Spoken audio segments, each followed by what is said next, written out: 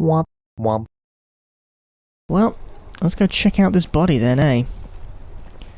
We can leave interviewing our suspects until later. What's this little box in the corner? Oh, menu.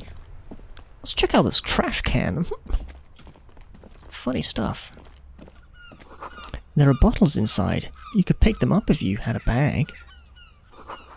Rue de Saint-Ghislain, 8B. I don't need to talk into that yet. Let's check out the fence. You see a set of tyre tracks in the brown slush that covers the plaza mosaic. What kind of vehicle drove through here? Hard to say. Your vision is blurred and you're having difficulty concentrating thanks to your relentless hangover. Let's try and reconstruct the crime scene. The tyre tracks were left here by an unknown event that took place some days ago. It's a message, written in the language of burnt rubber. Interesting.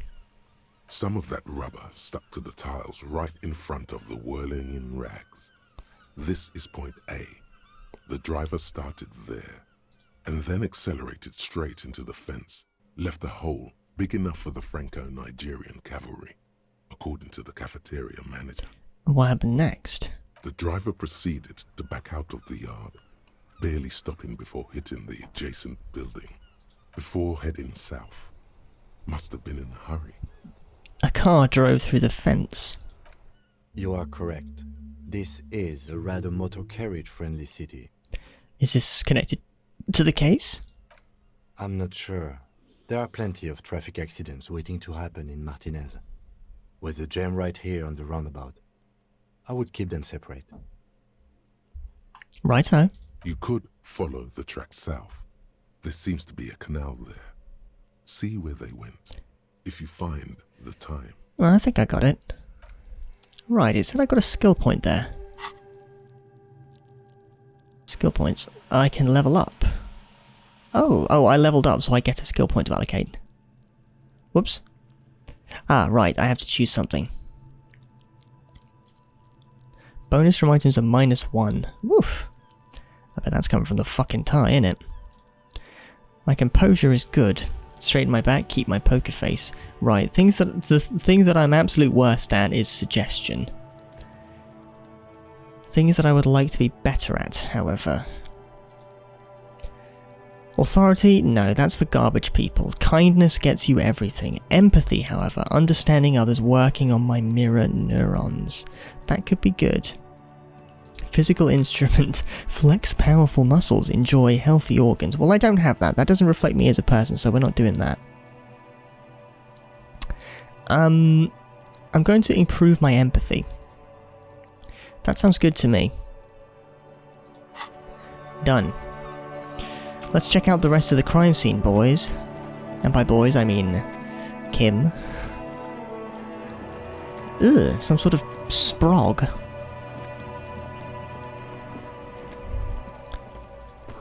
Smells like spoiled meat and curdled dairy. A human being decomposes. Look, you little shit. Kuno's got this. The boy throwing rocks at the dead body can't be older than 12. If there ever was such a thing as an ugly kid, then this is it. He's almost exquisite in his ugliness, like a gremlin.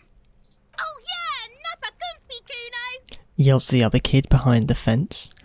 Hey kid, a word. Police business. Right in the dick, Kuno! Get him right in the dick!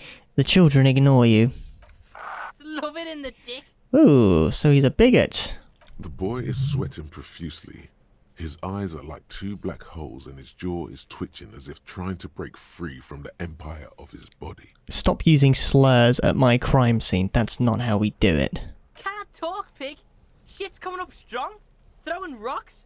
Shit coming up strong. That sounds good. Joyous. You should hang out with this kid and see what that juicy shit is all about. Juicy what now? I mean drugs.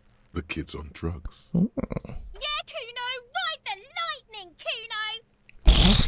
Kuno S? Kuno's riding it, see? He wipes sweat from his brow and sends another rock flying. The rake, Kuno! You should throw the rake at him, Kuno! The fuck does Kuno know what a rake is? Kuno's not a gardener. Kim, what should we do? We shouldn't do anything. I don't tempt such forces. What forces? You will see. The language these kids are using, pure unfettered id. There will be no reasoning with those creatures. Okay, I don't have time for this.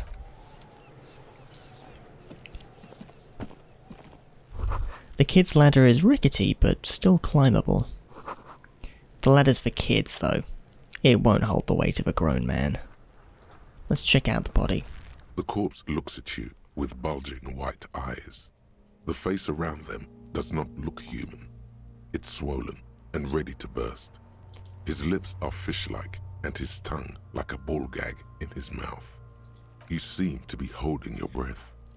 Let's look down. A cargo belt twists his neck at an unnatural angle. The body below appears stiff. It's letting out an ungodly rot.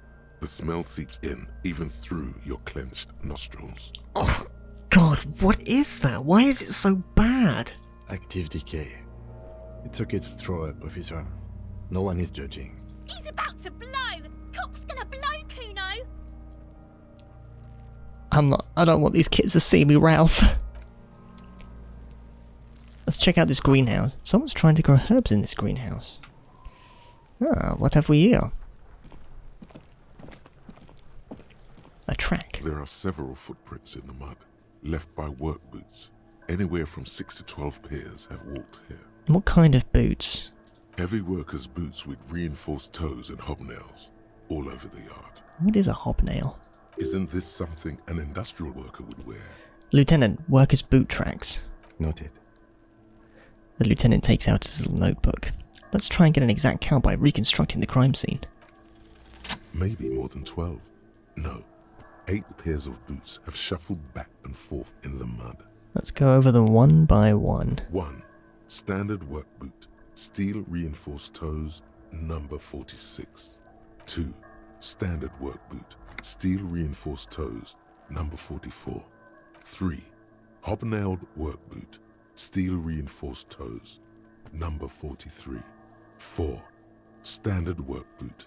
Number 45 or 46? Well, wait, which is it? You don't know. It's a miracle you can tell the prints apart as it is. The cold must have preserved them. Alright, sorry. 5. Another standard work boot. Steel reinforced toes. Number 44. 6. An aberration. Light as air. Even pace. Same make of boot, but number 41. Male or female? Impossible to tell. Could also have been an adolescent. The gait is undeveloped. Oh, I'm pretty good at this, aren't I? You're not bad. It's as if the whole world darkens. Everything else has a thin film of unimportance on it, and the tracks burn in the middle of it, in a strange, beautiful way. Let's get back to counting the rest. 7. The glowing outline of a standard work boot, number 46. But the imprints are twice as deep as the others. The weight exceeds 200 kilograms. 8. And yet another standard work boot, number 44. There's an aberration in the pattern of the sole, however. The right sole is smoother, more worn. How many? The lieutenant has been tracking your eye's movements. 8. I was pretty off then. I counted 20. The same guys are going back and forth. I never got the hang of it. Hyperopia. Do you see anything out of the ordinary? Light step, number 41 shoe. A woman? Or a kid? I don't think there's any way to be sure. Understood. Anything else? A heavy one, 200 kilogram imprint. 200? Could it be the combined weight of 2 people, one carrying the other who's tied up? Let's say a heavily built worker carrying a similarly built, soon-to-be-dead man. He might be right. 200 kilograms of living weight is unlikely. One of them was carrying him over. Possibly, yes. The lieutenant marked something down in his notebook. But why? You're thinking, why did they have to carry him? Yes, they could have used a makeshift stretcher or just march him up to the gallows. Maybe the victim wasn't conscious. Even easier to carry on a stretcher, or between 2 men. Anyway, it's for future consideration. What else can you see? An aberration. One sole is smoother than the other. Interesting. Let's name it the Old Soul. Do you have any ideas, Lieutenant? Someone operating a workbench with a pedal? Like a joiner at the harbor. Or maybe a drummer? So, one of the people we're looking for is a drummer? No, it's not. Forget I said it. We are not looking for a drummer. Perhaps it could be a driver. A driver would wear out the right shoe before the left. The accelerator is on the right. I'm going to nod thoughtfully. We should keep our eyes open around the traffic jam. See whether anyone strikes out as a potential suspect. Seems prudent, no? Yes. Prudent. Mm-hmm. How old do you think these tracks are? A week, maybe? 7 days would fit the time frame provided to us by the caller, who reported the hanging. It is not impossible. How do you know?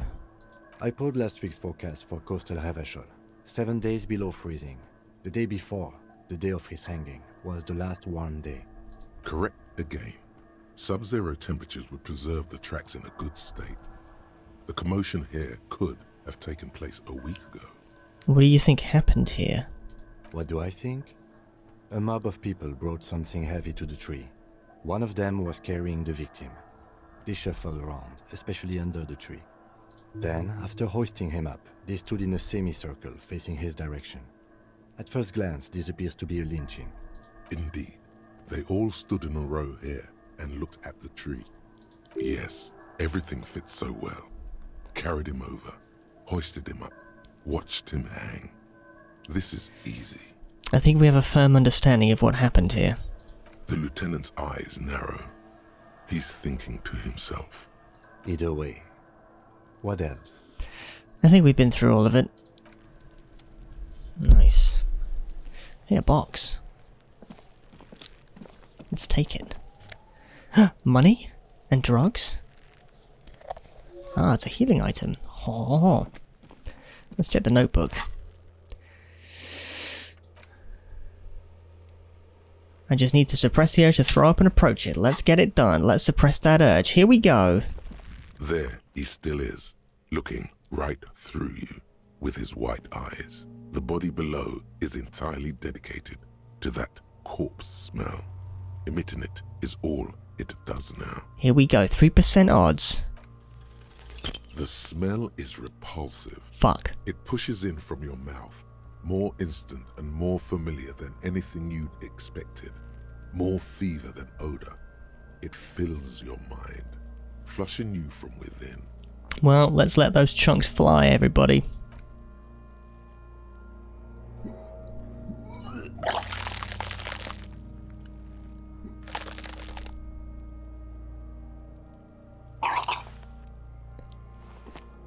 You feel a great force ringing from your stomach. Your body curls and pushes it out, burst by burst, until a pool of vomit lies under your feet and your throat stings from the stomach acid. Wah, wah.